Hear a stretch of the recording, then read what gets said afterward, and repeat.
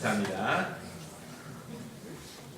저희가 선교 헌신 예배 때마다 2019년도에는 선교사님들에 대해서 한 분 한 분씩 조금씩이라도 우리가 감사함을 가지면서 그분이 하신 일들을 나눴는데요.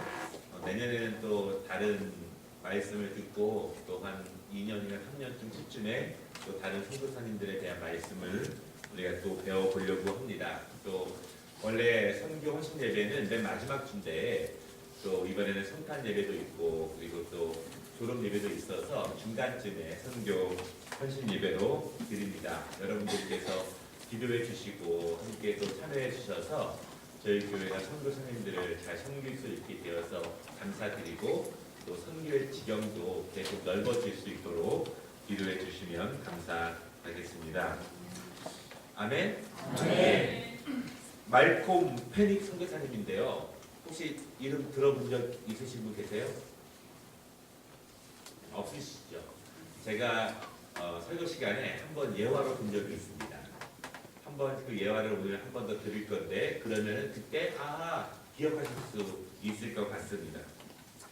말콤 페닉 선교사 이런 분인데요. 이분은 약간 26세에 조선에 선교사로 와서 최초의 침례교회를 세우신 분이에요. 침례교회에서는 이분이 침례교회를 한국에 가장 먼저 세우시고 발전시키신 분이 바로 이 말콤 페닉 선교사님이십니다. 다시 강조하지만 한국 교회를 세운 선교사님들 가운데에서 거의 대부분은 20대 초중반부터 세계 선교를 위해서 꿈과 비전과 그리고 그것을 이루기 위해서 하나님 나라를 철저히 준비하는 그러한 모습으로 선교사를 준비했고 20대 중반과 후반의 나이에 우리나라에 오게 되었습니다. 개인적으로 또 자기의 힘과 또한 꿈과 희망을 위해서 얼마나 많은 꿈을 꿀 나이입니까? 그때 하나님을 위해서, 복음을 위해서, 그리고 하나님의 나라를 위해서 꿈을 꾸고 비전을 가지고 그것을 준비한다는 것은 그들이 가지고 있었던 20대 초반에 그리고 10대 때의 그들의 신앙을 우리가 볼 수 있는 것이죠. 그들이 얼마나 뜨거운 10대를 보냈기에 얼마나 열정적인 20대를 보냈기에 세계 선교를 위해서 가장 그 외진 곳까지 가서 복음을 전할 수 있는 열정 그리고 그것을 기꺼이 준비할 수 있는 헌신과 수고와 노력의 시간을 보낼 수 있었던 것은 그 전에 그들의 뜨거웠던 신앙 그리고 그들과 역사하셨던 하나님의 그 은혜를 우리가 충분히 짐작해 볼 수 있습니다. 우리나라에 초기 선교사로 오신 분들은요, 한 명도 흐리흐리한 분들이 없었습니다. 믿음도 분명했고 그리고 그들이 맡겨진 전문적인 사역자로서 충분히 전문적인 지식으로 구비해서 준비되었을 때 하나님이 그들을 사용하시고 그들을 통해서 이 전 세계 가운데 복음의 능력이 퍼져나갈 수 있는 은혜를 주셨습니다. 분명한 것은요, 하나님은 은혜를 주셔서 우리를 사용하시지만 또한 준비한 만큼 사용하시는 분이 하나님이라는 사실을 여러분 믿으시기를 바랍니다. 하나님은 준비한 만큼 사용하시지 우리의 능력 너머로 하나님이 우리를 사용하시지는 않습니다. 이 말콤 페닉 선교사님이 우리나라에서 개척한 교회가 약 한 250개쯤 되는데요. 특별히 북한 지역에서 많이 그 사역을 하셨고 또한 두번강을 넘어서 한국 사람들이 많이 사는 시베리아까지 가서 교회를 세우고 성경을 번역하고 찬송가를 만드는 일에 크게 공헌한 그런 선교사입니다.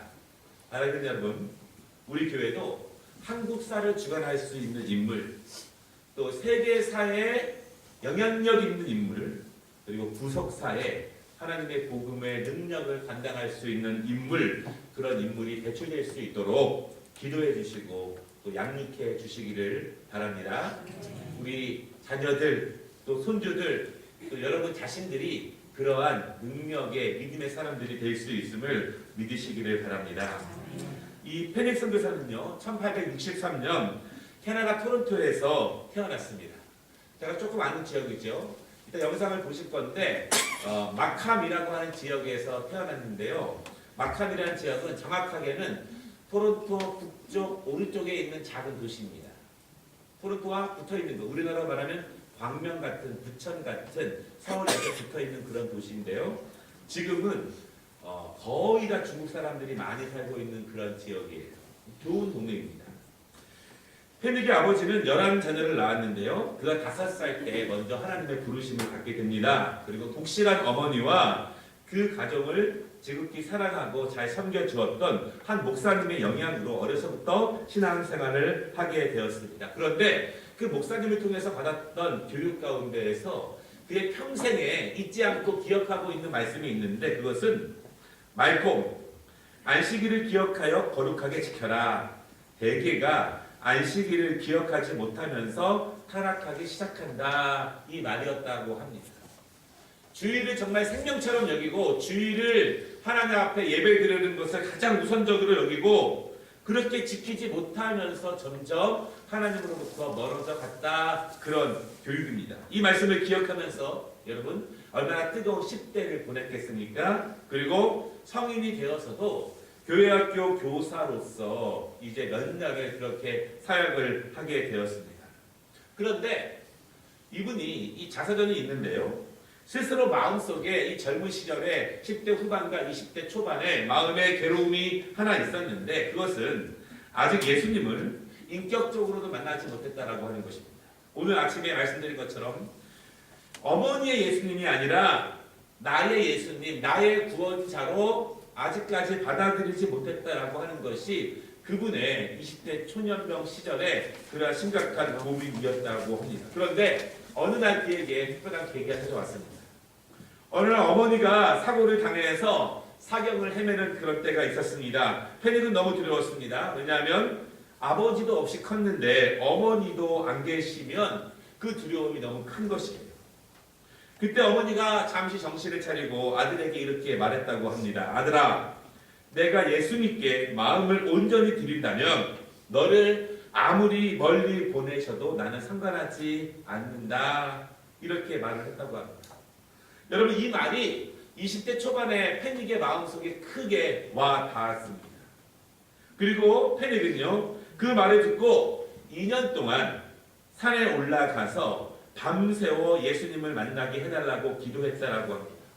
2년 동안 20대 초반에 매일 밤 산에 올라가서 기도했다. 이것은 이 페닉에 대해서 소개한 것인데, 제가 토론토를 좀 알거든요. 토론토에는 산이 없습니다. 산은 없고 작은 이렇게 숲들과 작은 언덕들이 많이 있어요. 제가 보기에는 그런 데 가서 기도한 것 같아요. 그런데 이 책을 쓴 사람은 산이라고 그렇게 표현을 했지만 산은 카나다에는 저 로켓산맥밖에 없는 것 같습니다. 아무튼 2년 동안 그렇게 매일 기도했다는 것이죠. 여러분, 2년 동안 기도하면서 그의 마음에 분명해진 것이 있는데, 기도하면 기도할수록 주님, 저는 구원받을 자격이 없는 죄인입니다, 그런 마음이 계속 생기라고 하는 것이에요. 여러분, 우리가요 예배당에 나올 때 아버지 집에 찾아오는 단단하고 주인의식을 가지고 나오는 것도 중요하지만, 나올 때마다 하나님, 저는 죄인입니다, 주의 긍휼과 자비를 내려주소서, 이런 마음으로 예배당에 나오는 것도 너무 중요합니다. 그런데 이 페닉의 마음속에는 구원받을 자격이 없다는 것이 굉장히 마음속에 와 닿았는데, 어느 날 길을 걷다가 하나님의 음성을 들었다고 해요. 너는 자격이 없지만 내게는 있노라. 나는 너를 살리려고 죽었다. 이 말을 페닉이 듣고 나서 구원의 확신과 제사함에 대한 확신을 가졌다고 합니다. 여러분, 2년 동안 그래도 산 같은 언덕에 올라가서 매일 밤 기도했다면 여러분 얼마나 큰 능력을 받겠습니까? 지금도 산이 아니라 교회에 나와서라도 2년 동안 매일 밤 기도하면 하나님이 큰 은혜를 주실 것 같아요. 우리가 하나님의 지혜, 하나님의 능력, 하나님의 인도하심, 성령 충만, 그것을 원한다면 기도를 하든지 말씀을 보든지 특별하게 하나님께 드려야 합니다. 제가 신학교에서 설교와 교수님 만났는데 그분이 이렇게 이야기하더라고요.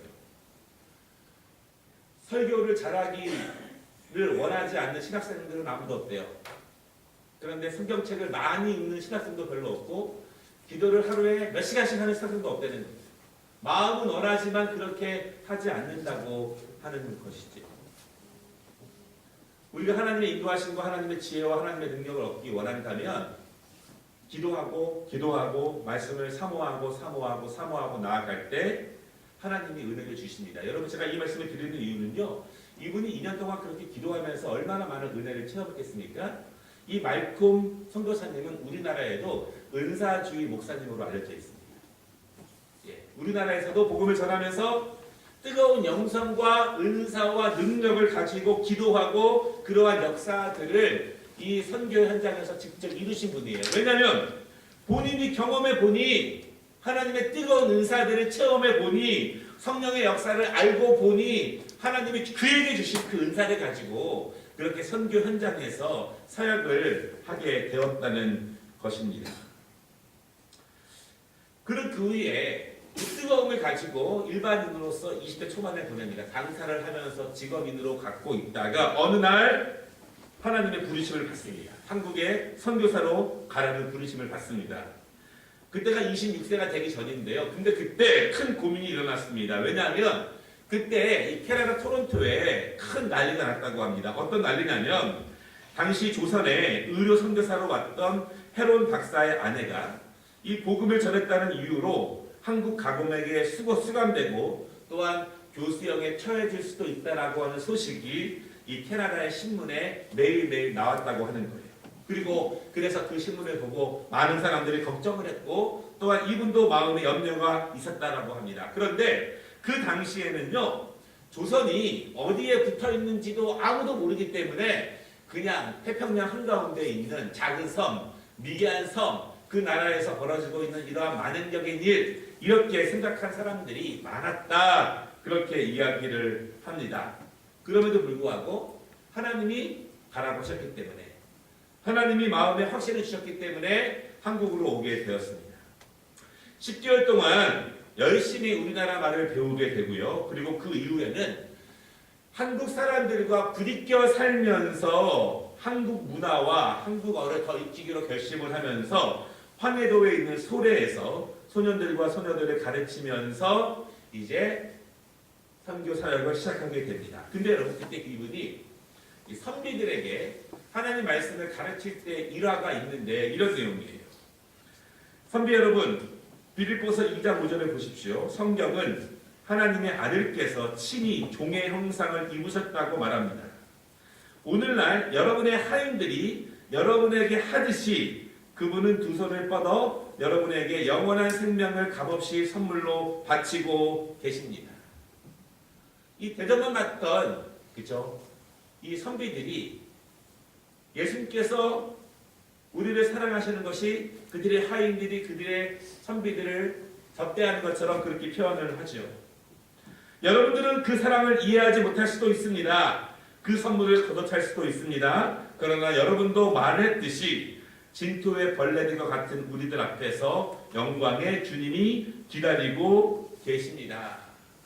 이렇게 완전히 다른 문화 가운데 살아가고 있는 사람들에게 이 말을 전했다고 합니다. 여러분 우리는요 예수님을 어린 양 이렇게 말하잖아요. 그런데 어느 족속에는 양이 없대요.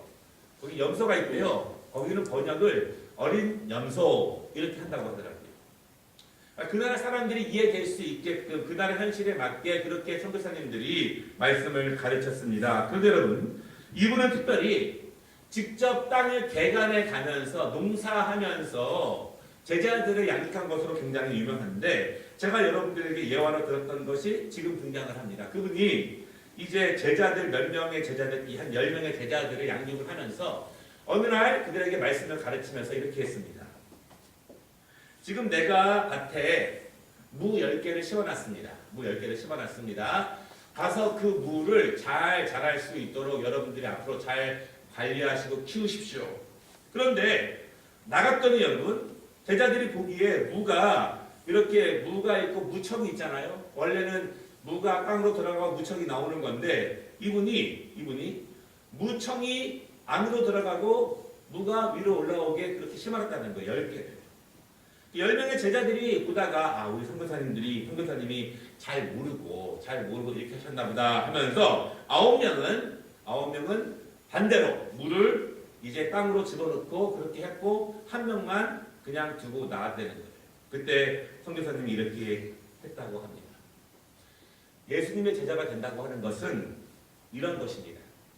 우리의 생각과 우리의 경험은 그렇지 않는다 할지라도, 우리의 전통은 그렇지 않는다 할지라도 하나님께서 말씀하신 그것이 진리이고 하나님께서 말씀하신 그것을 있는 그대로, 내 생각 내려놓고 내 경험 내려놓고 있는 그대로 믿는 것이 바로 예수님의 제자가 된다고 하는 것입니다. 이렇게 말씀하셨다고 합니다. 여러분, 사실은 우리의 높은 지식과 나의 합리적인 것들과 나의 똑똑함들이, 내 경험들이 하나님의 말씀을 능력으로 있는 그대로 받아들이는데 장애가 되기도 합니다. 그 장애가 먼저 나에게서 더 많이 올 수 있다라고 하는 것입니다. 말씀드린 것처럼 누가는 오늘 오전에 말씀드린 것처럼 정말 들은 것으로 끝나지 아니하고 그 말씀이 분명한가 날마다 상고하고 조사하고 자세히 살펴보았다, 그렇게 말하고 있는데요. 이 하나님의 있는 말씀은 하나도 하찮음도 없이 우리를 살리고 우리를 생명으로 인도하는 말씀으로 여러분 그대로 믿으시기를 바랍니다. 페니게 자서전에는요, 이러한 한국 사람들에 대한 평가가 있는데 이러한 내용이 있습니다. 한국인들의 생김새는 중국 사람들과 다르고 일본 사람들과는 딴판이다. 일본 사람들보다 키가 훤칠하고 몸집이 크고 지적으로 더 우수하며, 저도 몰랐던 내용이 하나 나오는데요. 일본 사람들에게는 가득한 잔인한 말레이 족의 피가 조금 더 흐르지 않는다.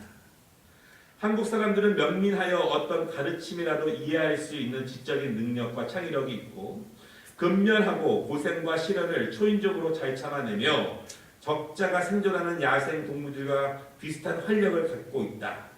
그러나 그들은 백인에게 아주 예의 바른 태도를 보이고 심지어 웃음을 띠고 목례를 할지라도 속으로는 메스꺼워하고 경멸하고 싫어한다.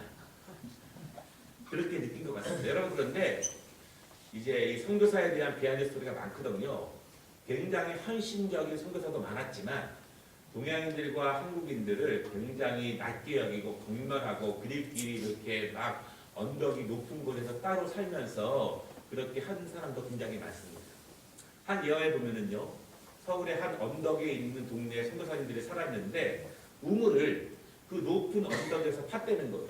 왜냐하면 우물은 낮은 한국 사람들이 사는 지역에 있는데 거기까지 내려와서 그 물을 확신을 가지고 마시기가 어려워서 오기가 싫어서 그렇게 살았다. 근데 진짜 그렇게 살다가 간 선교사님들도 사실은 우리나라가 굉장히 많았습니다. 사실은. 예, 한국 사람들은 속으로는 백인들은 무례하고 거만하다, 비누 냄새를 풍긴다고 생각한다, 이렇게 평가를 했다라고 합니다. 예, 헌신적인 분도 많았지만 그렇지 않은 분도 꽤 있었기 때문에 그렇습니다. 그는요, 한국에서 25년간 선교사의 삶을 살았습니다. 1899년 어머니가 위독하다는 정보를 받고 어머니께로 갔는데 어머니께서 이제 이렇게 이야기했다고 합니다. 아들아, 괜찮다. 예수님이 곧 다시 오실 게고 그날이 오면 서로 다시 만나 영원히 더 이상 작별하지 않게 될 거다. 그 말씀을 받고 다시 한국으로 와서 이 선교의 사명을 감당했다고 합니다. 영상이 준비되어 있는데 이 영상 함께 보고 본 후에 우리 봉헌 드리도록 하겠습니다.